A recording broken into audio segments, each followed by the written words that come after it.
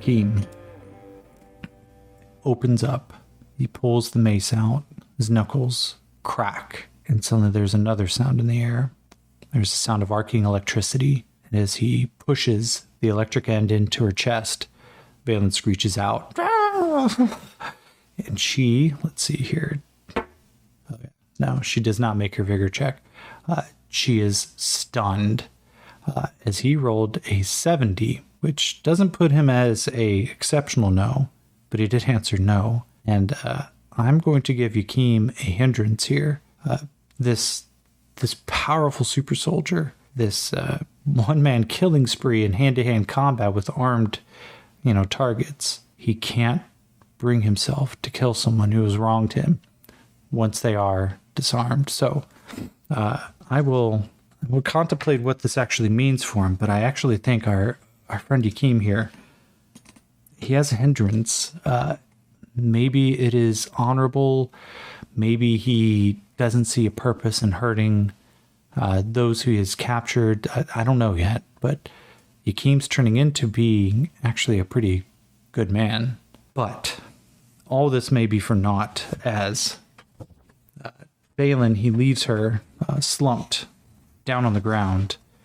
But we now have 13 bandits approaching. With them is both the boss and a kind of like bandit lieutenant. And given the fact that what they rolled on the encounter chart was an odd number, and specifically this odd number includes the fact that this band has with them effectively robot armor, not power armor per se, but something even larger. So let's see here. The opposition leader, we just rolled her personality. We said she is artistic and aggressive. And we need to know a little bit more about her because she may factor in very wildly or may not even last one round of combat. But there's a lot of things that are about to get unpacked here. So let's go over to the personality tables from the Mystic GME. So we're going to go, let's see, no, character skills, traits, and flaws. Perfect. Let's give her some traits. Come on, where you are? There you are. First thing first, let's give her some traits and flaws. That is a 43. So increase 21. Increase defense. Okay. Increase defense. Artistic and aggressive. Increase defense. And let's give a little bit more meaning to her. Do character skills. What is she good at? 25. Deceit and 98. Deceit and weapon. Oh, okay. Now we're going to need a name. We're going to need a name for our new friend here. 36, which is Gra, and 38, La. Grala? Grala. Okay. All right, well, Grala it is. Okay, now, for her lieutenant, who is ambitious. All right. Well, hello, little mouse.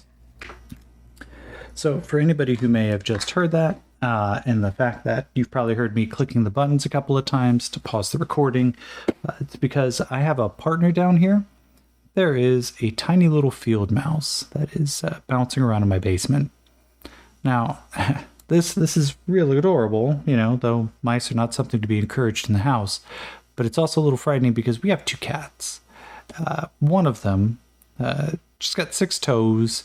She's a very good mouser. Has never actually caught anything, but I'm a little worried what'll happen if she finds out there's a mouse in here.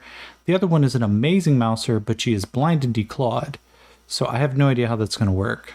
So what I'm trying to avoid here is, a mouse mess at some point. So if you hear me have to pause this thing again to go scoop up a field mice to ensure that a blind cat doesn't pop it on the head, forgive me. But we're going to go right back in. As we are building out who is now hunting Yakim and Jean-Francois. So we're going to go now. The character traits and flaws for this lieutenant, this ambitious lieutenant, who has a 90. So technical, 73. Technical power. That makes sense. So I think we know who is piloting our robot armor. Let's also give him some skill. 49. Inspect. 16. Inspect change. All right. So, and now we need a name for this person. This is 80 Tal 90 Talva. All right.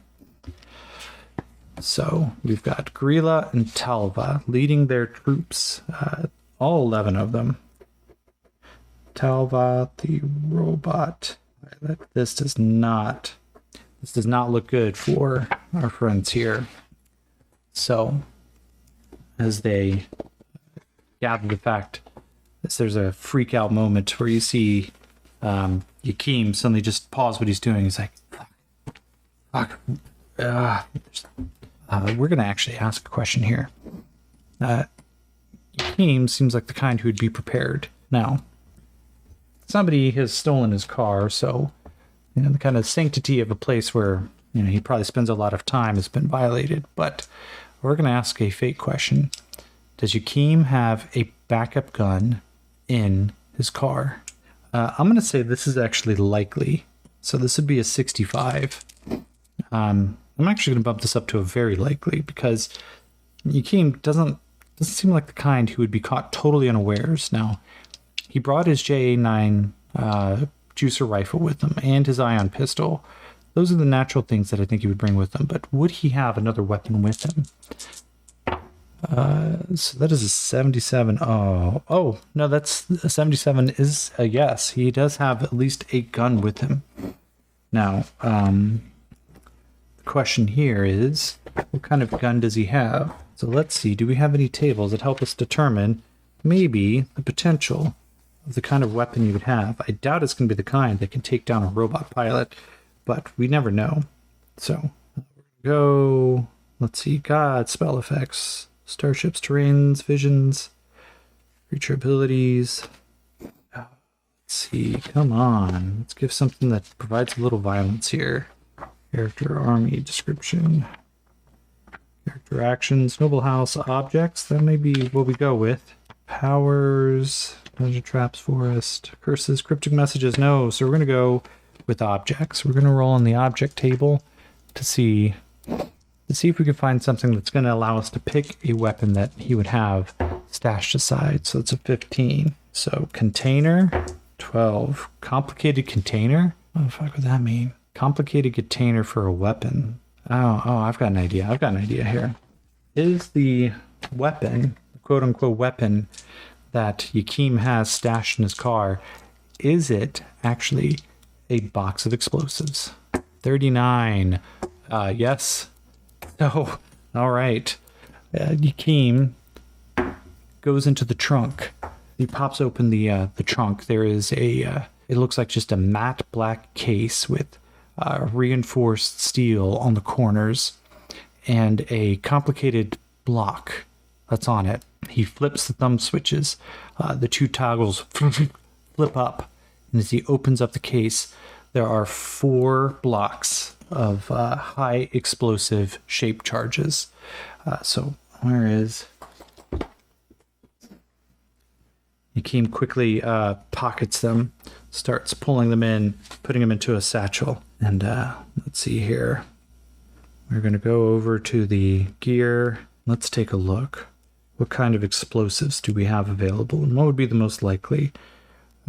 Grenades? No. Yeah, we're going to say ion weapons. No. There's 4 types of grenades. Special weapons. Do any of these make sense? Missile launchers, those do not make sense. Vehicle railguns. No. Okay. So we're just going to go back to the grenade section. And we're going to go roll a d4. So we've got armor piercing, fragmentation, high explosive, and plasma. This is a 4. So he has 4 plasma grenades stuck in this pack. Plasma grenades. All right. So Yakeem starts pulling these things out. They don't look much like the grenades that we're accustomed to, of baseball shapes with a pin on the top. Instead, these things are long cylinders They fit from corner to corner of his hand. These plasma cylinders, though, have a light blue glow on the inside. And as he kind of grips his hands around them, there is a thumb depression switch on the top that he knows. Push it down, you can hold it. It allows you to cook the grenade. Simple press, though, is the effect is pulling the pin. But you have to be careful, of course. Now, plasma grenades here, they have a throwing range of 5, 10, and 20. They do 3d12 damage to a small blast radius template. But in addition, on a raise, the targets catch fire and take 3d6 damage each round and are distracted until doused. And they are all mega damage weapons. This is great news for Yakeem, but it means he's got a limited amount, so he can't waste them on anything other than the robot armor. Now, the question is, of course, what kind of robot armor would they be bringing to this fight? They're going to be coming out here to go hunting. So, of course, seeing what he was capable of, they want to make sure that they're bringing something heavy. Now, we already have Talva, who we know is going to be at least the pilot of this armor. So, let's take a look here. Entering gear. We need to get back to vehicles. Excuse me again. All right. Now, what they have? They have Northern Gun, but they have Triax. Now, I know. Let me pause. I'm going to go get another book. I'll be right back.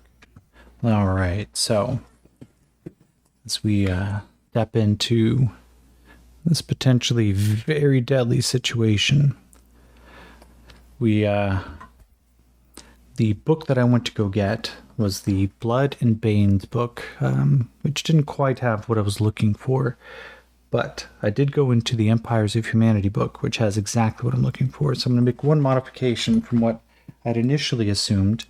Instead, I'm going to assume this is in fact power armor, based on Talva's kind of his technical power, his inspect change, and I think what he's piloting. Yakeem first notices the high-pitched scream. We're going to give him a notice roll to see if he can figure out where it's coming from before it happens. And based on its rate of speed, it's going to be a -1. He doesn't. He just looks around, ducks behind the car, and there is a high-pitched whine. Just as something flies by at a high rate of speed above their heads. Almost impossible to first make out. He kind of glances up again, squinting into the dark backdrop.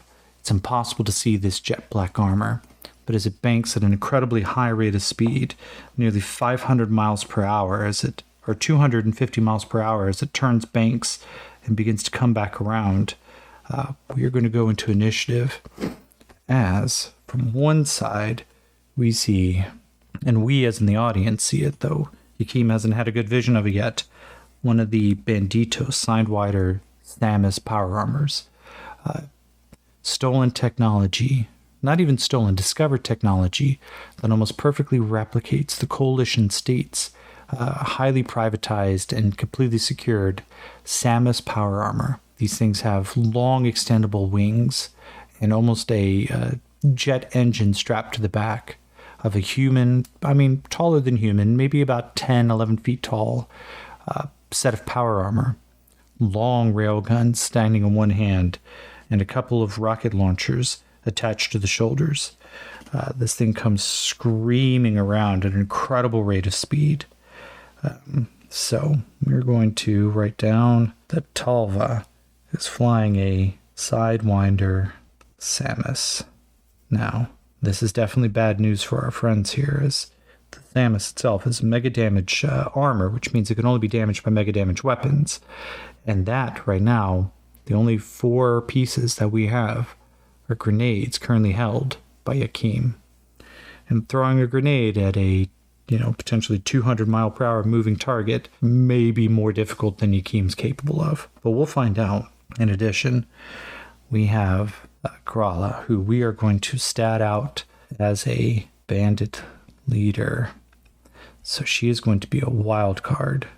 So she gets 3 bennies. And from there, we have 11 more bandits.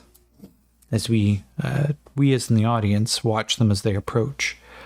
The reason that we found an artistic and aggressive increased defense and deceptive with weapons. You know, these weird combinations of terms to define who this is.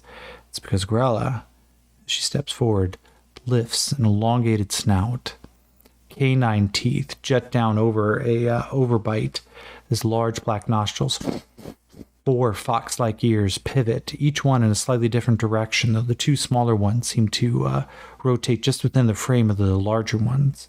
And these dog eyes that shrink and grow with a slight electronic whine, one of them red, as these bionic implants in this combination jackal/fox approach. Long claws and a power armor glove and a long rifle in one arm. We quickly recognize that it is the JA-9 long-range juicer rifle that was stolen from Yakim. Surrounding her are some of her best guards, most of them also these jackal-like creatures. A couple of them human who seem completely unfazed by the fact that their leader, of course, is a dimensional being. As kind of get this approach from both sides, the high-pitched whine of the Samus power armor comes screeching around again. Yakim and Jean-Francois, they duck behind Yakim's car. He tries to close the trunk as quickly as possible, and it's like, okay, it's not good. All right, how are we going to do this? Jean-Pierre goes, or Jean-Francois, I'm not doing that. Jean-Francois kind of just, I think we surrender. Yakim goes, well, we're going to give this, let's try this roll. This might be a roll for really all the money for this game. We're going to find out is Yakim willing to surrender against these absolutely overwhelming odds? I don't know. We just determined that Yakim, of course, has a bit of soft spot for people who have been captured. Those who has at his mercy, he is willing to give them another chance. But this is pretty powerful odds, but we also know he has the Death Wish edge. The Death Wish hindrance. So I'm going to say it is unlikely to very unlikely. And I'm going to say very unlikely, given his Death Wish, that he would back down from a fight, even one with absolutely overwhelming odds. So to back down from this fight and potentially survive it, he needs to roll a 25 or below. That is a 70. It is not a exceptional no, but Yakim, look, man, this isn't your fight. If you want to hide in the car or something, if you want to go find a spot to hide, if you want to give yourself up, I get it. But no, these bastards aren't getting that satisfaction from me. So let's see here. The D4 in persuasion in his wild die. Does he persuade Jean-Francois to stay and fight? That's a 5. We're going to give Jean-Francois his spirit roll to see if self-survival kicks in. He's got to beat a 5. The fuck do I have for tomorrow anyway? Okay, so, how are we going to do this? Yakim goes, you see these? These are plasma grenades. If we can get that guy to come land, do something stupid, maybe I could stick one to him. Maybe I could stick all 4 to him. But the bare minimum, no. We're going to have to go take down these other knuckleheads. And that big one over there, as he points over to Grella, he goes, yeah, she's got my fucking gun. He goes, and what does that mean? We're about to find out. So we're going to start right off the bat. This is going to be a big fight. We'll see if we can wrap this up because, man, it could take a while. So on one side, we have Yakim and Jean-Francois, neither one of them with a ranged weapon. We have a set of Samus power armor, which Yakim thinks he's got a plan on how to take down, but man, that's a hell of a thing. In addition, we've got a wild card on the field. We have a bad guy who's got bennies. Now, Yakim's burned all his bennies for this. Jean-Francois has 1, which for an extra is pretty amazing. She has 3. Now, I'm not going to do any GM bennies because that just kind of feels like cheating, but a wild card enemy does need her own bennies. So 1, 2, 3. Now, let's also make sure that we know what the stats are for bandits here. D6 is across the board for all the mooks that they're going to be fighting, but for the rest of these, what does a bandit leader look like? Is it just a bandit with a wild card? Is it a commando? We know that she is, let's see, artistic and aggressive.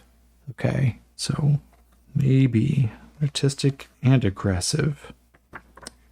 I am going to go with, let's see, you know what? An artistic and aggressive, to me, means a headhunter techno warrior. She has cybernetics, which puts her strength maybe not exactly at Yakim's, but at least comparable. She'll be able to keep up with him in a fight, though maybe not necessarily win. She'll be a little bit stronger, but she's not going to have that speed and, more importantly, the burn die, though. That has not been working out too well for him. She's going to have a fighting die of a D10, a shooting die of a D10. We're not going to give her the mini railgun. We're going to give her, though, instead specifically the J9 juicer rifle, because he wants that fucking thing back. So let's start off right off the bat. Let's deal Yakim his initiative card.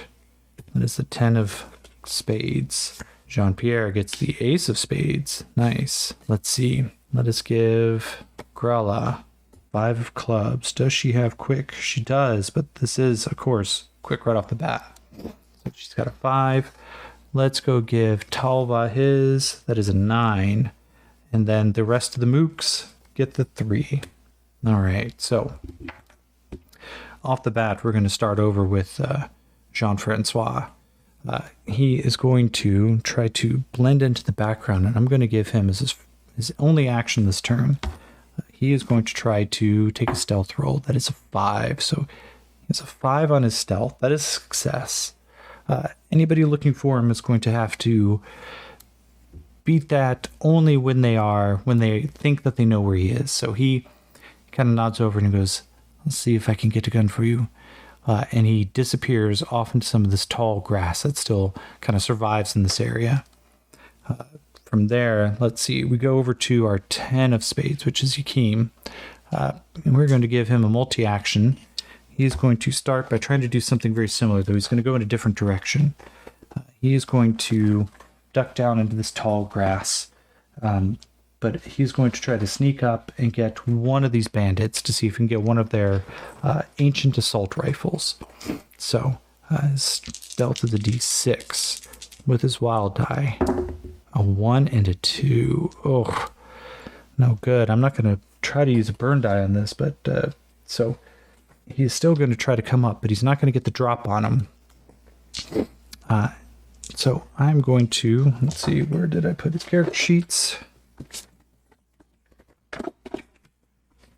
Oh, Yakim, there you are, buddy. Yakim comes up, bursting out from cover. We're going to say that 3 of these bandits are in kind of like a V formation, and from not at all coming out from surprise, though still enough to kind of shake them a little bit. He is going to come running out. His fighting die is a D8. He's got the neuromace with him, so he's not unarmed, but he comes running out. He's going to try to batter one of them in the head. This is a -2 for his multi-action penalty. A 7. That is, let's see there, parry. It's a 5, so that is a hit. He comes out screeching, and with a great war cry, his D10 plus a D6. Where is that? D10 plus his D6 for his damage. 12, and that blows up. 19. He comes in and brains one right off the bat. It goes down, and it's kind of his free interaction. I'm going to say he starts reaching for this assault rifle. All right, so now we go over to our Samus pilot. I'm going to give him a notice roll. D6. Oh, wait, he's not a wild card. 3. He notices Yakim, but of course he doesn't notice Jean-Francois. And so as he comes screeching around again, I'm actually going to say he's pretty far away. Well, let's ask the just to make this on the up and up. Is the Samus pilot coming around just a little too far to actually start taking shots at Yakeem just yet? 50-50. Yes, he's just a little too far. So within one round, he's going to be able to start really opening up with those weapons. But he is, as he comes around, he has a grenade launcher with him, anti-personnel lasers. What is the range on the grenade launcher? Not that long, but the mini missiles. He is going to D6 -2 for multi-action. He is going to fire one of the mini missiles. All right. He needs to hit a 4. This is -2 because Yakeem, of course, is now battle ready. So this is a 3. So let's see the deviation. Interest backwards 1 at the 11 o'clock, which means suddenly a red blossom explodes in the middle of the grass. Some of it catches on fire as he launches one of these mini missiles. It streaks overhead, and with a ear-piercing shriek, lets shrapnel go in all directions. It pierces through some of the grass, but Yakeem is ready and ducks underneath as some of it begins to shred. All right, so we go now over to our big bad leader. As Gralla comes stalking forward, she has got a shooting die of a D10. She is going to aim this juicer rifle. She's going to take a shot. -2 because of Yakeem's reflexes. That makes this a 1. Actually, she's a wild die, so that goes to 4 -2. Now, that first shot just... now, with these laser rifles, of course, we always assume, thanks to Star Trek, Star Wars, whatever, that a laser weapon lets out this, like, red or green laser beam that just pews in the right direction and lets out a noise, and somehow there's recoil. None of that would be true in Savage Rifts. Instead, a laser weapon really just, when you pull the trigger, it opens an iris, and with the heavy reflected lenses inside, this burning, just near invisible or mostly invisible beam, as the iris opens, it begins to burn wherever the laser is pointing. And then when you release the triggers, when it closes, it cauterizes anything that it cuts through. It burns through steel and ceramics and flesh and blood and bone. But it makes no noise, and it leaves no telltale tracer, and there is no recoil, as all you're really doing is the same thing as clicking the shutter button on a camera. As she fires, and suddenly some of the grass begins to burn in a perfect circle, not too far from Yakeem. He turns back around, points the neuromace directly at her and goes, "Stop touching my shit." And she is going to maneuver to kind of keep herself at a good range. She's going to try to take cover. And now we go to the Mooks. The Mooks, for the most part, are pretty fucking dumb. So as they're going to start firing as one large group, I'm going to say 2 of them are in melee with Yakeem. The rest of them are going to start shooting at Yakeem. So the ones that shoot, he's got his -2 modifier for Big Juicer. I'm going to give them a wild die because they're shooting as one big group. 4 and a 2, the bullets just begin to fly. The heavy impact begins hitting stone and whatever else may be in this area. A lot of the grass begins to bend over in the windfall of just this hail of bullets flying in all directions. None of them actually hit Yakeem as he's just a little too fast. These 2, though, that come at him draw vibro daggers. Let's see, they've got to beat his parry of 6. They've got a gang up bonus of +1, but with his juicer ability, it's a -1. So 4 and a 2. He ducks underneath the blade that just cuts inches above his head. This vibro knife itself, though, humming with this high-pitched electricity. The problem is, of course, if that thing cuts, it doesn't cauterize. It severs. It is designed to cut through steel and even mega damage armor. As we come back to the start of the round, King draws a 4, and then the Jack from his quick edge, Jean-Francois, gets the 6. Grella gets the Queen. Our Samus gets an 8, and the Mooks get another 3. All right, so now our Gralla over here, she ducks down, peers up, sees that Yakeem is still kind of fighting some of her crew. and she takes aim and is going to fire again. So her D10 in shooting, that is a 5. That is going to hit. All right, so now let's go over. Let's see here. JA9 does 4d6 damage. Oof. Let's see. Ooh, that blows up. Oh, that's not good. So it's 15, 16, 17, 23. Oh, no. And he's got a toughness of 17, and he's got no more pennies. Oof, buddy.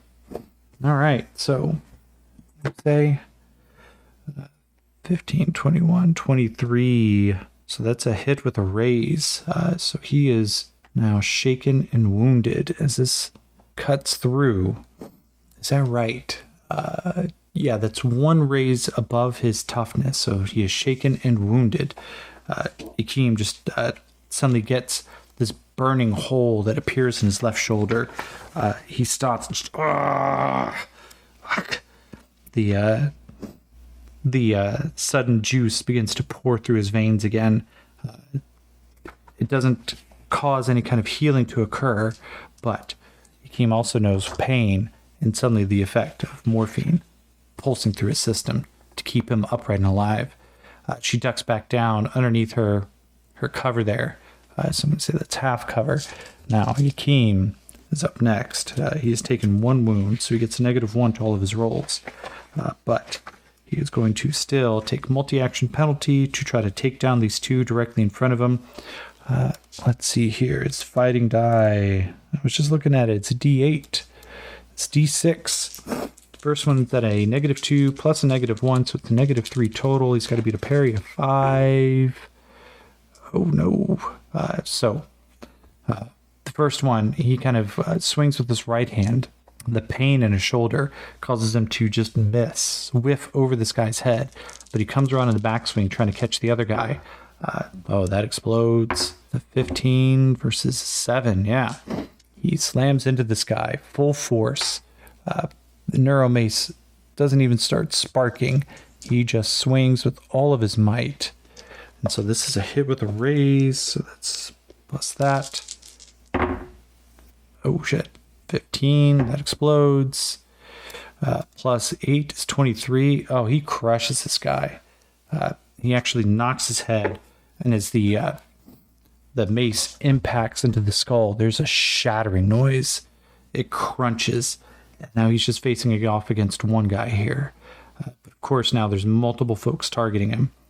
And before Jean-Francois can even really come back around, the Samus now approaches.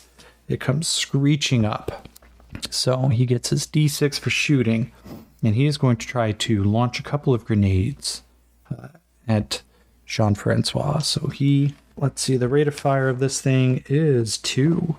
So he gets 2 shooting dice. Now this thing, it does have both multi-action. Oh no, this is going to have recoil.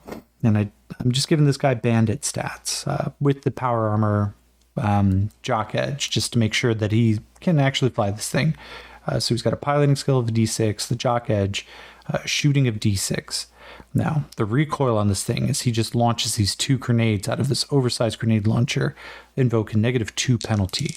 So, and with the Yakeem's -2 as well, this is a -4 to try to hit him. But that explodes. So one of these explosions detonates too close to damage by grenade, too close to Yakeem. Shrapnel goes in all directions, and let's see. I could have sworn I had the book open just a second ago. Am I going crazy? Usually. This is Savage Foes. We're dead. So he launches a grenade, but do we know how much damage it does? Because, I put my dice on top of the book, which is important because I'm going to need those plasma grenades soon. Now, we're going to say, what kind of grenade do you think they would have loaded in these? These folks seem a little on the crazy side, so they could be any number of grenades. We are going to roll a d4 like we did for Yakeem to find out what kind of grenades they are. That is a 3, so these are high explosives. So these are 3d10. Okay, 1d10, 2d10. Where are you, d10? All right, 3d10. The explosion goes off. Oh, that does not look good. 16, 26, 28, 28. Oof, that is 2 more wounds to Yakeem. No, I didn't give him his shaken roll to find out if he was unshaken. We will just say that he was for now, because this doesn't look like it's going to out too well for him. The explosion goes off. The high explosive armor piercing of 4. Yeah, it definitely starts shredding through his armor. Very quickly, Yakeem begins to question if this was a great idea in the first place. Bleeding out now, he clutches against his chest and realizes that he is now punctured by thousands and thousands of tiny new little holes. Jean-Francois looks up and just goes, "Oh, no. No. Yakeem, let's see, just to make sure." Okay. Yakeem just, oh, fuck, that hurts. Oh, kind of ducks down a little bit. We go to the mooks, who unrelentingly open fire. This is still at -2. Yeah, none of them hit. The bullets just begin flying in all directions. Yakeem, even bleeding out, still sees things in slow motion as he kind of ducks down. This might be the end of Yakeem if we don't rally something here very quickly. So Yakeem draws the ace. Oh, Jean-Pierre did not get a turn yet, so we will hold those aside. Jean-Pierre is actually going to break stealth.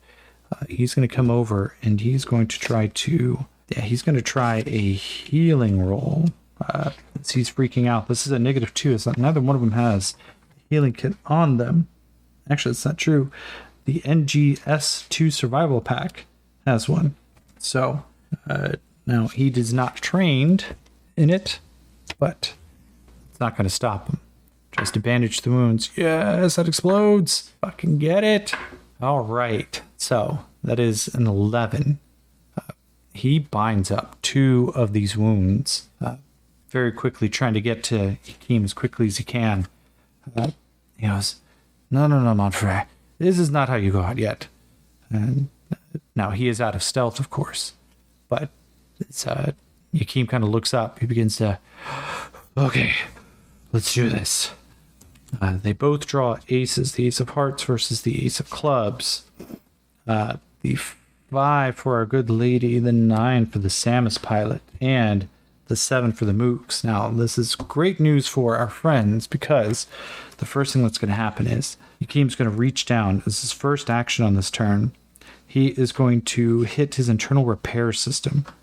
As an action, the juicer can make a natural healing roll at +2 to heal wounds. This costs 1 charge. It holds a maximum of 3 charges. So this is a vigor roll now. He is at 1 wound. So this is at a -1, but he gets a +2, so it's at a +1 for this healing roll to see if these nanites can start fixing up his body, just to keep him in the fight. That explodes. Beautiful. He stands up. Yakeem's bandaged, blood beginning to drip down to the edge of his hand. He looks up, one eye bloodshot. Suddenly, some of these wounds just begin to knit themselves. There's a light glow from where nanites begin to spread and pull the body. And you could see individual threads begin to stretch underneath the armor. This has a pretty intimidating thing on, the bandit who's still in front of him. And as Yakeem raises that neuro mace one more time, where is my D8? Why are you going somewhere, D8? Wings again. Ooh, okay, that is a definite hit with a raise. Yakeem. Jesus, dude. Yakeem, what are you doing? Holy shit. Okay, well, that's a 38 damage. Yakeem smashes this guy so hard. There is a sickening crunch, and part of his rib cage, almost like a partially broken wing, erupts from the middle of this guy's chest cavity.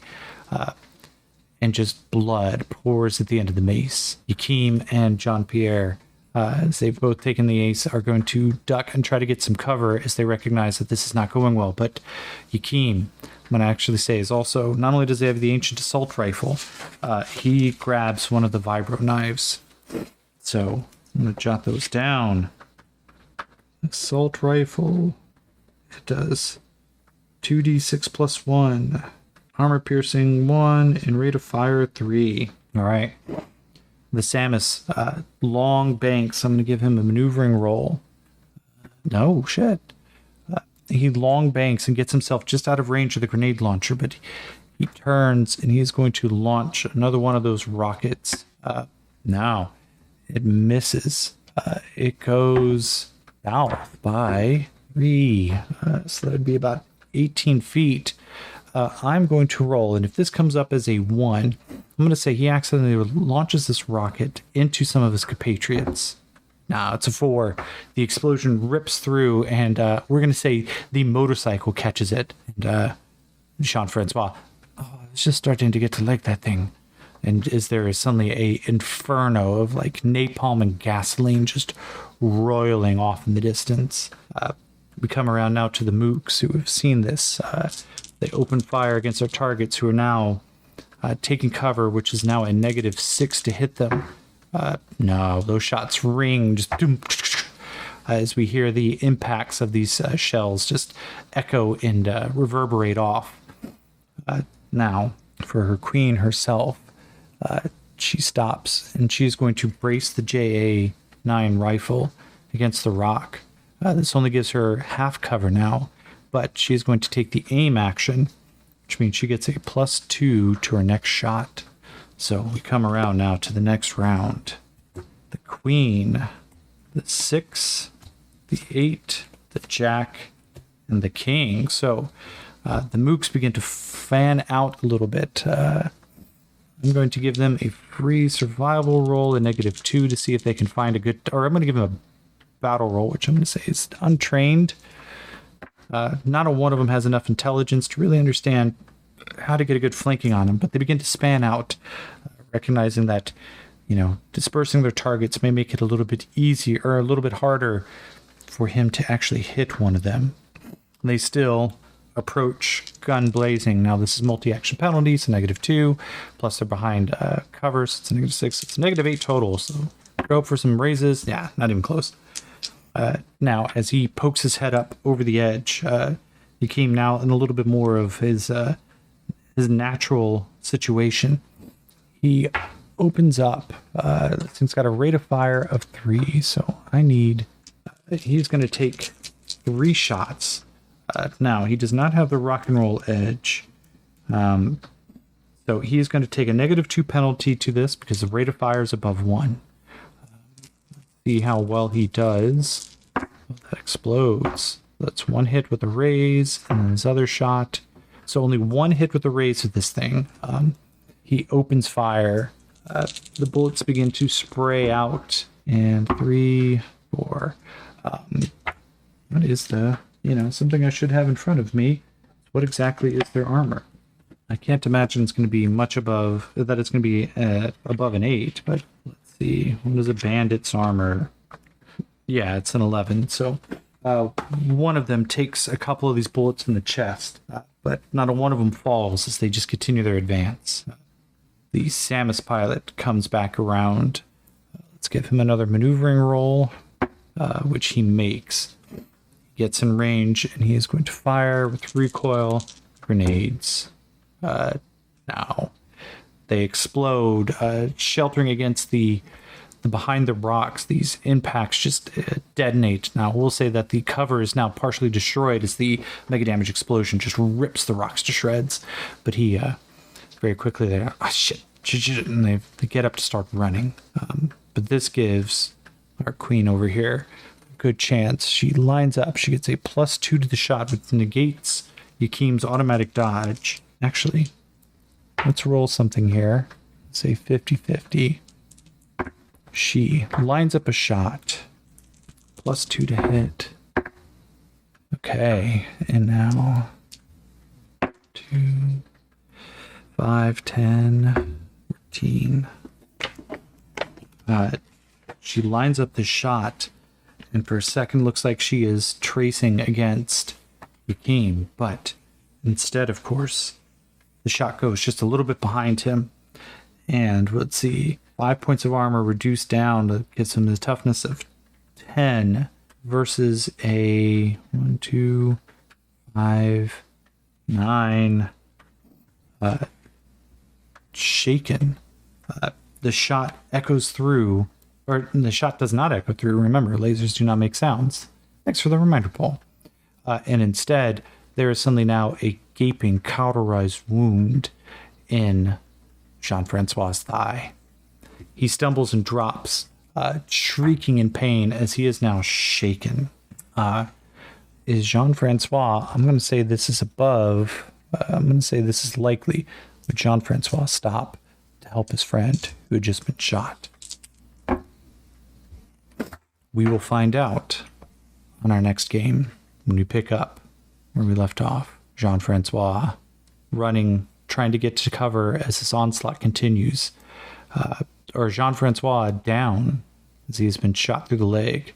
Yakim having to make a terrible decision in the middle of this pitched fight. Sam's power armor circling above like a vulture, raining grenades down on him, and a high-powered sniper rifle, his sniper rifle, slowly taking shots. So with that, I'm going to say thank you and good night.